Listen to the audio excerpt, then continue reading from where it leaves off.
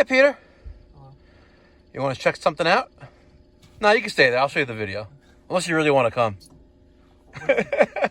Come on, All right, so we're here for annual maintenance. We got this duct right here, and just looking at this, and I'm like, oh, they're complaining about airflow, right? And yeah, well, that just makes perfect sense. Let's just use some cardboard to block off this this T. Yeah. And it's not the FU price to replace this. This is just the honest price. What the hell is that? Oh my God. Oh my God. Hold on, I gotta check this out. Let's see. Oh yeah, see? They just covered with insulation. You know what? I think we just cut our losses and get the F out of here.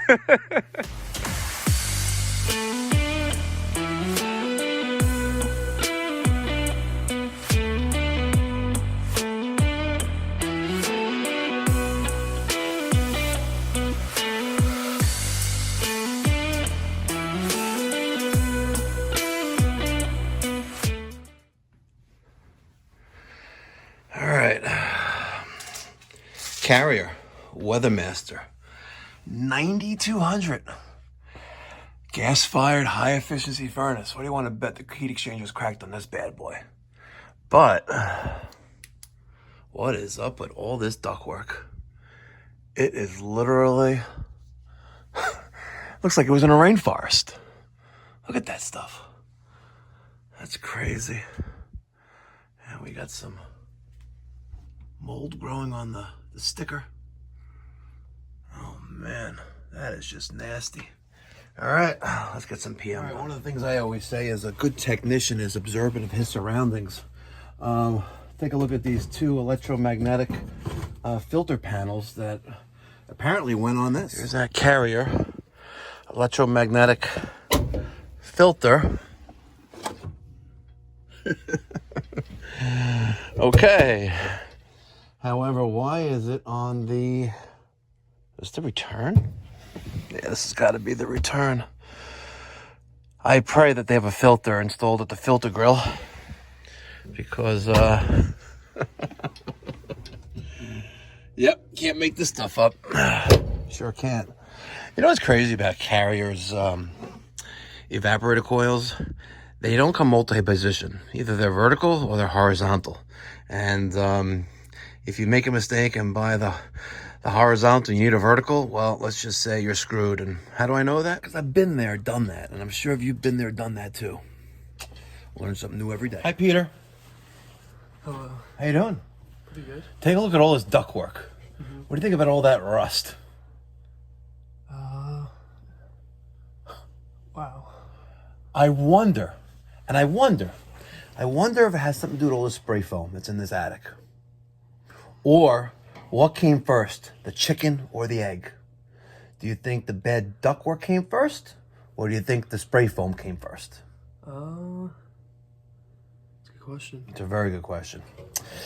Well, it's a question we may not have an answer to. I want you to go to the thermostat and raise the heat up. I also want you to go on the opposite side of this wall right here. And by the way, the homeowner's kid, son, he watches my channel, by the way. Yep, he watches my channel, and we'll try to keep it PG for him. Not really, because I can't imagine what's going on inside the ductwork if this is what the outside looks like. Well, what the hell is this? They got a humidifier there too. Oh, this is gonna be fun. Peter, we're gonna have some fun. I think I just figured out the answer. Why this is falling apart. I got my money on that. All right. Turn the thermostat on. See if there's a filter on the opposite side of this wall here. Filter grill. And check the condition of the filter. Our thermostat.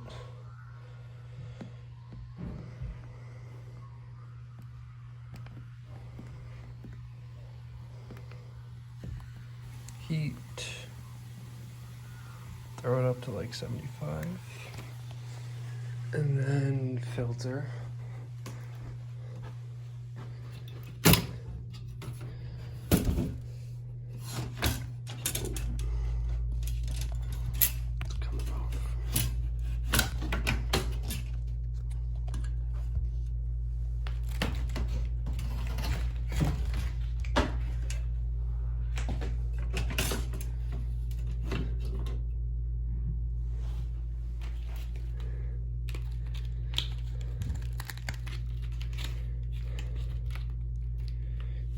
Pretty dusty.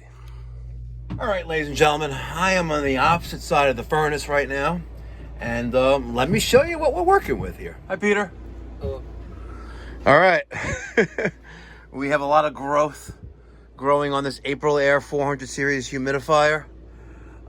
This is pretty nasty. I actually have a sticker right here, right? That is actually moist, right? I can feel it. Or is that just black white mold? What is this? Peter, check this out. You got black mold over here. I know, but Yeah, that looks like mold. yeah. So let's take a peek. We also have on the outside. Well, check this out, Peter. Oh God. Oh God, I think we're gonna die here. Check this out. Look at that. Oh, that is nasty. And do I want gloves? No, I want $1 million. Okay. At least it's lined on the inside. Let's take a peek on inside.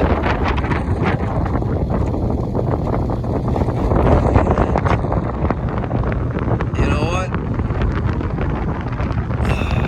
Looks to be deceiving, but no bueno. No bueno. And in case you're wondering, this is how I talk when the lock thing is in my mouth. The lock thing is in my mouth. Here! The lock thing is in my mouth! Alright, so, all joking aside, this stresses the importance of having proper preventative maintenance, at least twice a year. What's interesting about this homeowner is that I gave him an estimate after we installed his Ream Iconic tankless water heater with the recircling lamp we added. I gave him the price, and some people call that the FU price. It's a price that you give a customer when you don't want to do the job. Well, he thought I gave him the FU price, but it wasn't really, right? And we'll see it on the other system, on the other side of this other attic. It's a disaster. Everything needs to be ripped out, which costs time, which costs money, right? Sometimes it's easier to just do a new HVAC system rather than trying to fit a round peg into a square hole. So he didn't understand that, right? And I actually told his son, who's friends with my son, I was like, your parents are cheap fucks. Well, not your parents, your father is. Point blank.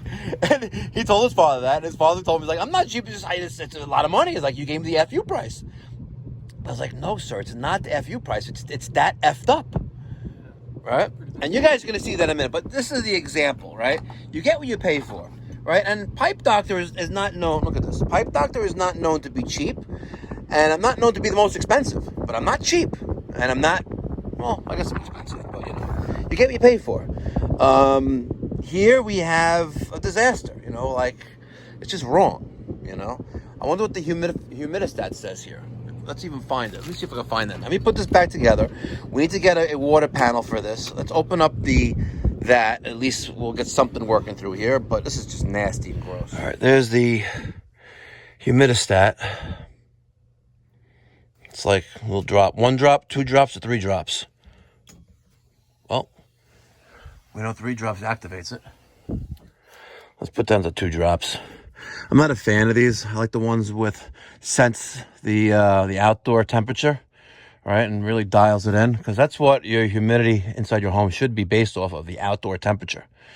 All right, you don't want too wet of a home when it's too warm outside, and you don't want too dry of a home when it's too cold outside.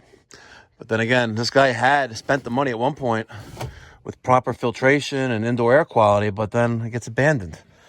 All right, Peter. Let's take down this cover. Let's see, how's this thing gonna come apart? Pull.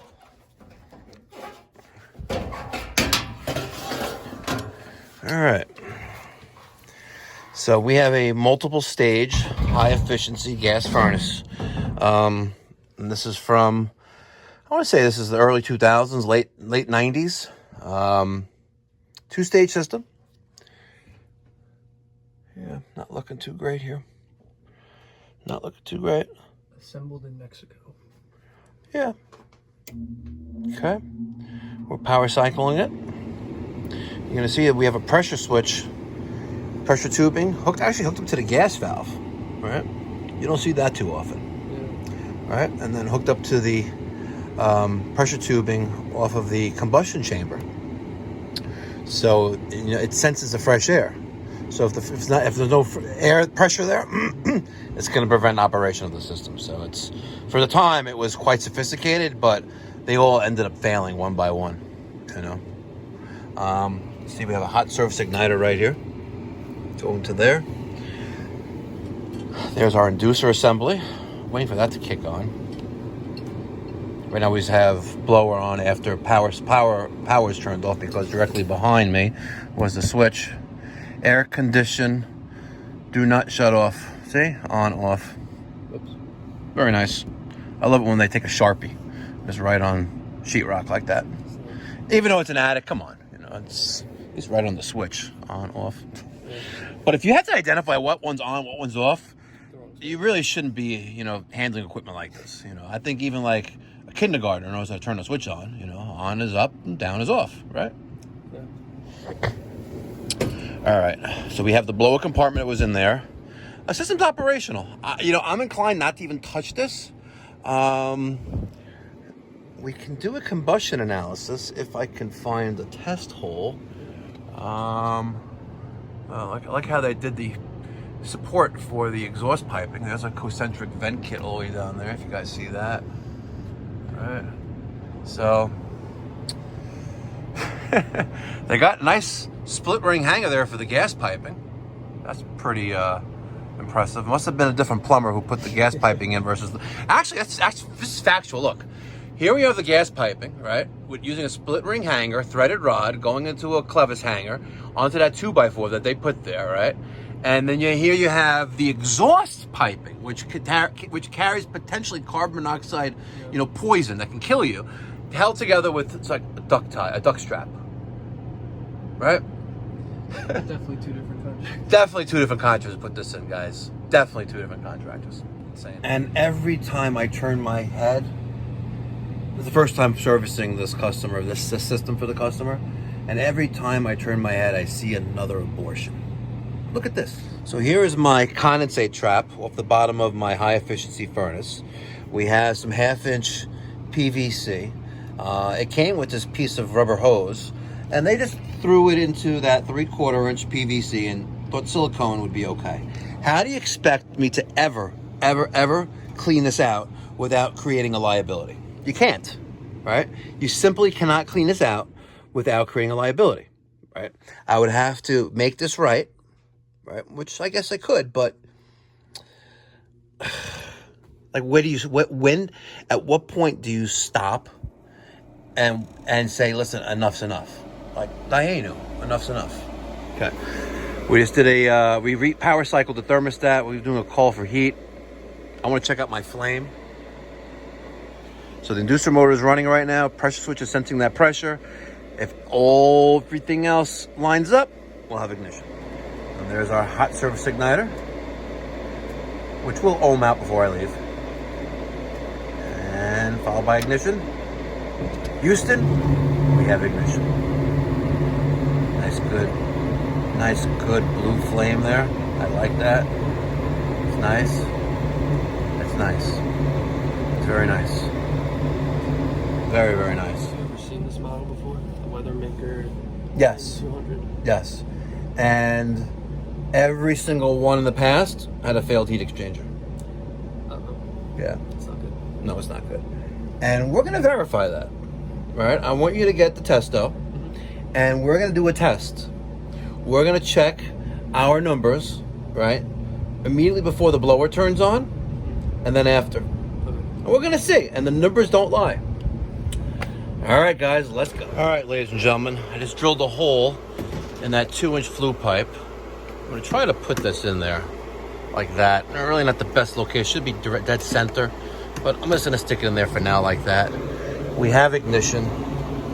Let's see what kind of numbers we're working with. Okay, give us a minute to do what's got to do. We want to catch some numbers right before. Okay. We want to catch some numbers right before that blower kicks on. We're going to see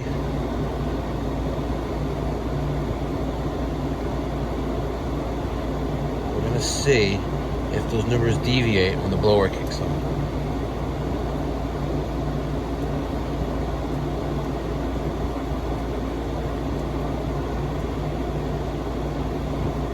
Tell you one thing, these numbers aren't the greatest anyway.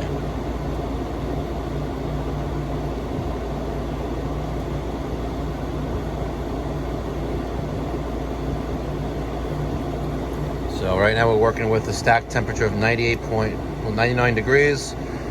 Here comes our blower. So we had 10.02. Let's see if that increases. And the other one is 6.23 of CO2. O2 actually didn't change. It went down a little bit.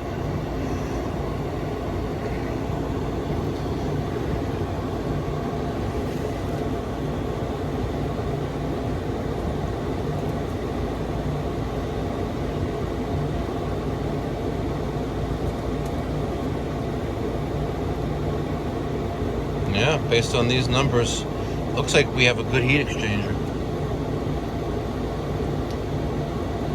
Another way of telling is if we can tell if the flames jump around when the blower kicks on. Alright, so we're at 105 degrees stack temperature, 9.6% of O2, 22 parts per million of carbon dioxide, 42 available free air. Gross efficiency of 93.5% and 6.34% of CO2. I'm not quite content. I want to clipboard this and I want to watch those flames when we have a call for heat. Alright, and in case you're wondering, alright Mikey Pipes, you drilled a hole now. What are you going to do with that hole? Well guys, it's not my first day at the rodeo. There are some haters out there that think it is my first day at the rodeo, but they just hate. I don't know. They hate, especially on Reddit, by the way. They don't like me on Reddit, by the way. I'm permanently banned from the plumbing subreddit group, by the way. Reddit's filled with a bunch of freaks. Reddit's filled with a bunch of guys who think they know everything. I swear, they sound like my old boss. He swore he knew everything, and that's what we said to him all the time. Like, fuck. Tommy thinks he knows everything, right? I kid you not. The guy was a lunatic, but I learned a lot from him. But there you go, right? I used a threaded brass plug that works with an Allen key. I got these from True Tech Tools. I'm not a true friend, but if you're going to use a promo code over at True Tech Tools, use this guy Know-It-All. He doesn't know it all. But that's his promo code, Know-It-All, Knowitall. And that's how you plug the hole. See? Easy peasy. All right, so our inducer assembly just kicked on. We're gonna wait for that hot service igniter to get 110 volts. Then it'll energize, and you'll see that glow of it on the screen. There it is, okay? And I wanna see if we have any distortion or any movement with those flames that are visible once our blower motor kicks on. I may or may not be able to see anything. I do know that if I take off this cover, chances are something's not going to work because it's hooked up to the pressure switch. But looks like we got some good flame there. Let's see if I can just increase my angle. That is the best we're going to do. Let's give that about a hot minute.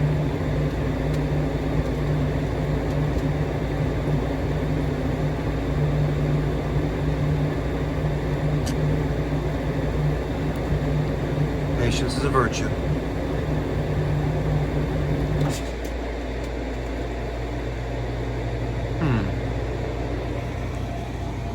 It actually kicked off.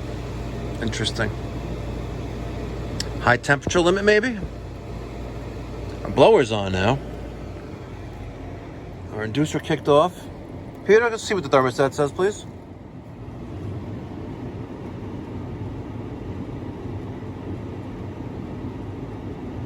Three short. 1, 2, 3. 3 long. So we have a code 3-3. Let's see what 3-3. Limit or flame slit. Limit or flame rollout switch is open. If open, then 3 minutes. Code changes to 1-3. Flame rollout switch requires manual reset.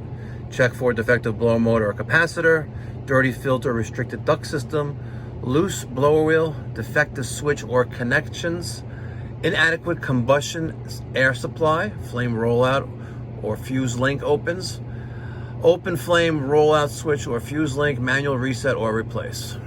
All right, well,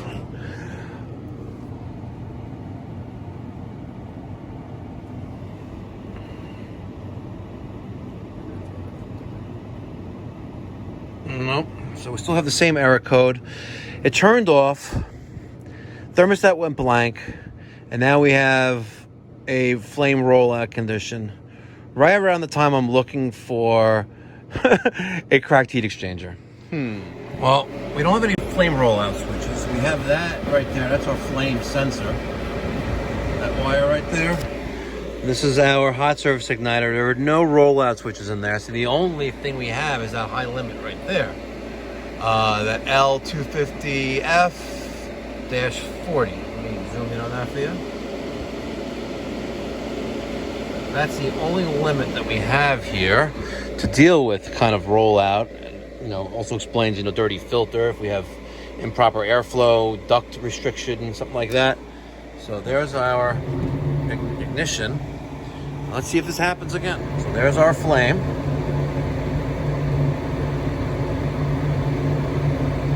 I'll try to give you a good view right there. And again, this is uncut, unedited, raw. This is the Mikey Pipes YouTube channel. Thank you so much for watching. Hope you're enjoying your day. And if you're enjoying this video, I would appreciate it if you hit that subscribe button if you're not already a subscriber. And smash that thumbs up button. You know, I see that. I see the feedback. I think our blower just kicked on. Did our blower just kick on? No, I don't feel it yet. Feeling it.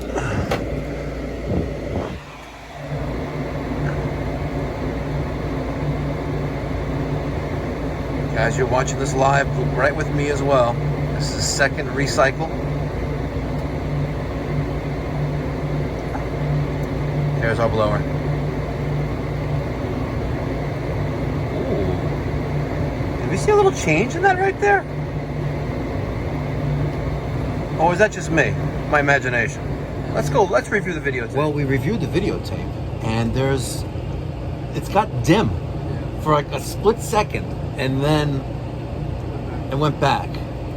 You know what? Our combustion readings are acceptable. Something we would definitely want to keep an eye on. And if warranted, you know, then a furnace replacement. You know, you don't replace heat exchangers in furnaces that are, you know, 20 years old. I'm sorry, you don't do that. If you do that, well, good. Kudos to you. Pat yourself on the back, okay? Because you're leaving tons of money on the table. Just keeping it real. All right, so there's my combustion test results. Today's date using the Testo 320. There's all our numbers. Put it in a little Uline shipping baggie. All right, so every year or every time we come back here, we could look at the previous results, and we have a safe storage area for them as well. That works for me. And carry a weather maker 9200. I guess I'll see you another day, buddy. All right, so coming out of the top or left side. Oh, actually, is this a downflow or they just reversed the covers? Interesting. Are we working with a downflow furnace installed horizontally? This should be our supply air. We have the evaporator on the return. Yeah, that's exactly what they did. They got the evaporator on the return. That's a bypass for the humidifier. Okay, and really? Let's see, hold on.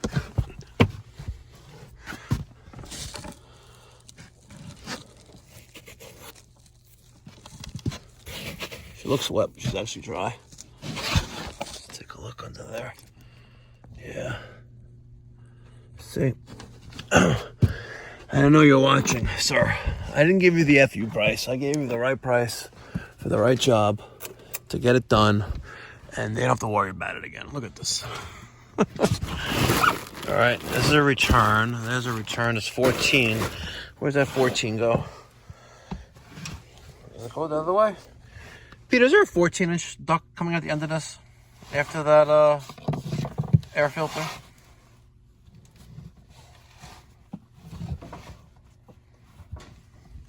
I wonder if it's this.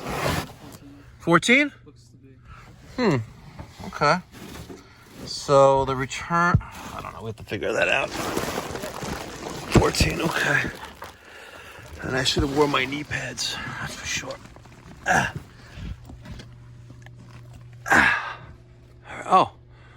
Oh, hello.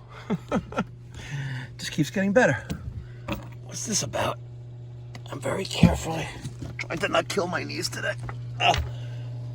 Okay. Oh, yeah, that just makes perfect sense right there. Hey, Peter. You want to check something out? No, you can stay there. I'll show you the video. Unless you really want to come. Come on, All right, so we're here for annual maintenance. We got this duct right here, and just looking at this, and I'm like, oh, they're complaining about airflow, right? And yeah, well, that just makes perfect sense. Let's just use some cardboard to block off this T. Yeah. And it's not the FU price to replace this. This is just the honest price. What the hell is that?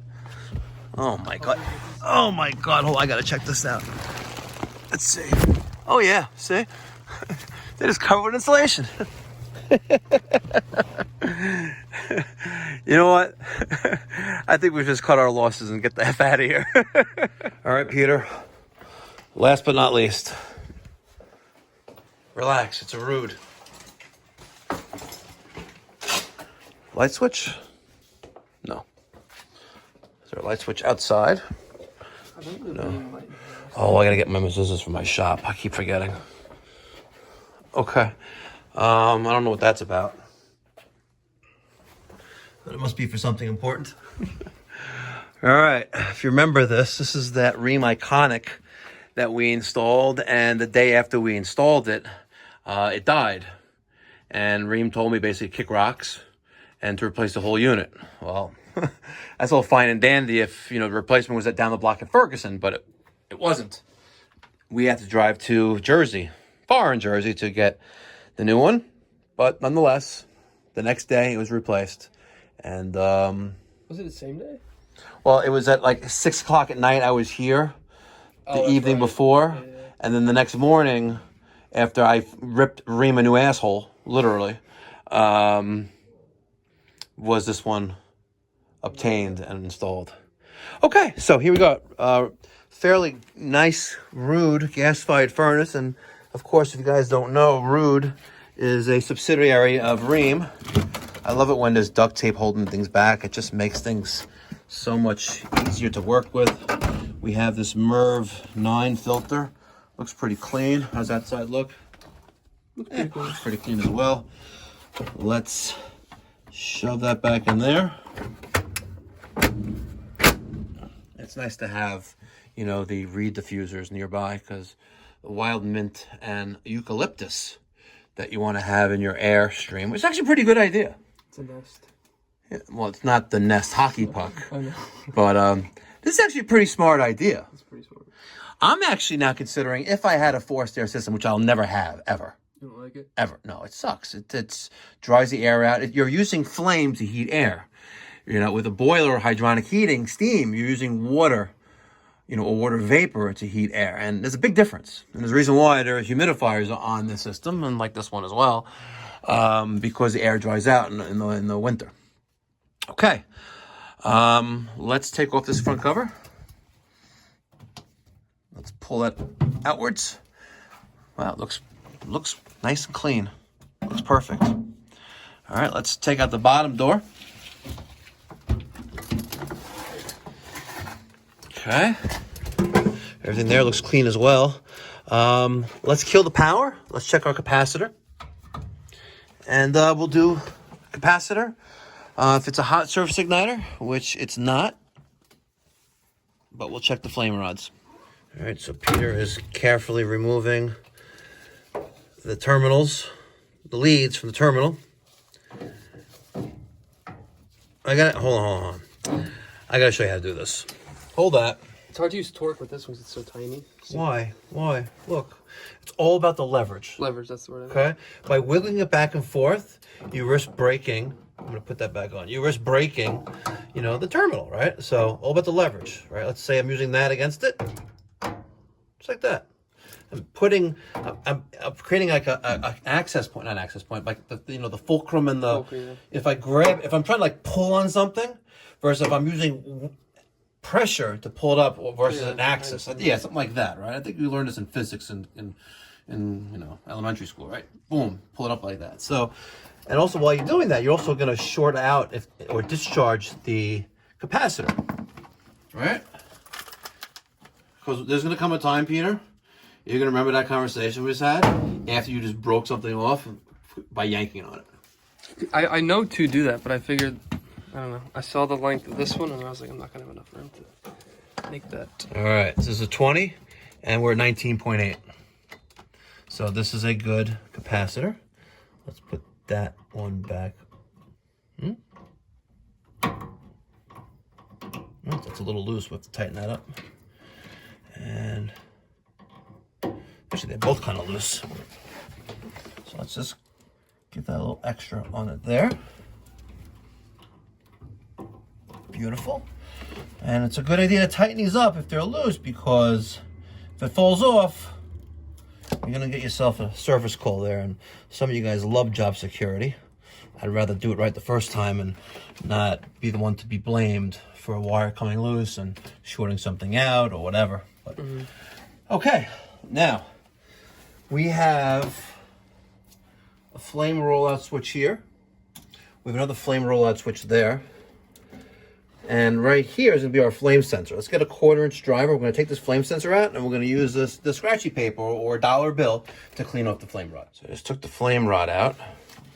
This looks pretty clean, but we'll use a piece of emery paper to clean that off.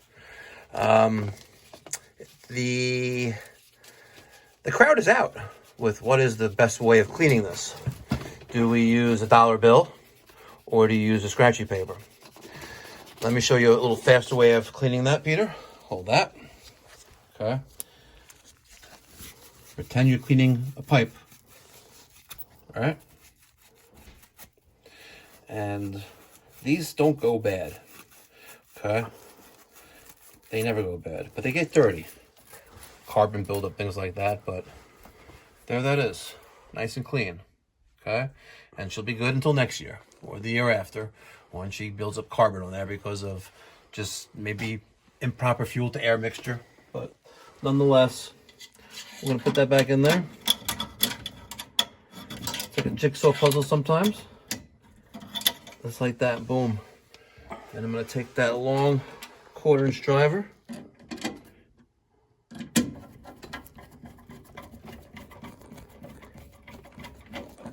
And voila, easy peasy.